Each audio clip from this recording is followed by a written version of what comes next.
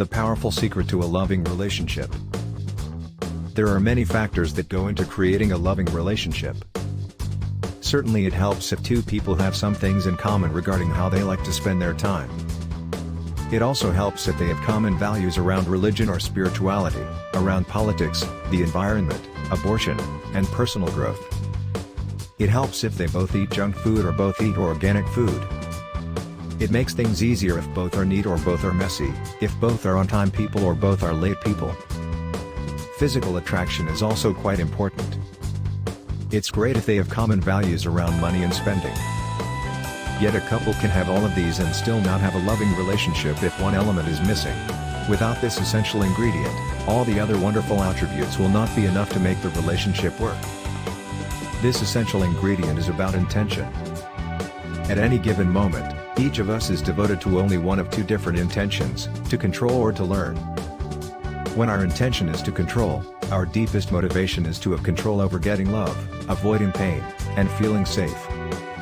When our intention is to learn, our deepest motivation is to learn about being loving to ourselves and others. The motivation to get love rather than be loving can create havoc within a relationship. Let's look at a typical relationship issue and see what happens regarding the two different intentions. Jason and Samantha are feeling emotionally distant from each other, and they haven't made love in a month. The problem started when Samantha stated that she wanted to take an expensive vacation and Jason objected. Samantha got angry, Jason gave in, and they have been distant ever since. Samantha's intention was to have control over getting what she wanted. She equates an expensive vacation with love. If Jason does this for her, then he proves his love for her. She used her anger as a way to have control over getting what she wants. She wants control over feeling special to Jason. Jason's intention is to avoid pain. He gave himself up to have control over Samantha not being angry with him.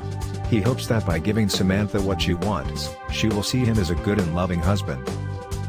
However, because both Jason and Samantha were trying to control each other rather than be loving to themselves and each other, their interaction created emotional distance. What would this have looked like if their intention had been to learn? If Samantha's intent had been to learn, she would not have become angry. Instead, she would have wanted to understand Jason's objections. If Jason's intention had been to learn, he would not have given himself up. Instead, he would have wanted to understand why this particular vacation was so important to Samantha. Both Samantha and Jason would have been caring about themselves and each other, rather than wanting to get love or avoid pain. In their mutual exploration about why they each felt the way they did, they would have learned what they needed to learn, about themselves and each other, to reach a win-win resolution. Instead of Samantha ostensibly winning and Jason losing, they would have come up with something both of them could live with. With some exploration of his financial fears, Jason might have decided that the vacation Samantha wanted would be fine. With understanding of Jason's financial concerns, Samantha might have decided on a less expensive vacation. In either case, both of them would have felt fine about the outcome. No matter how much Jason and Samantha have in common or are attracted to each other, their love will diminish when their intent is to control rather than learn. It's amazing how quickly love vanishes when one or both partners have the intent to control. It's equally amazing how fast it comes back when both partners have the intent to learn.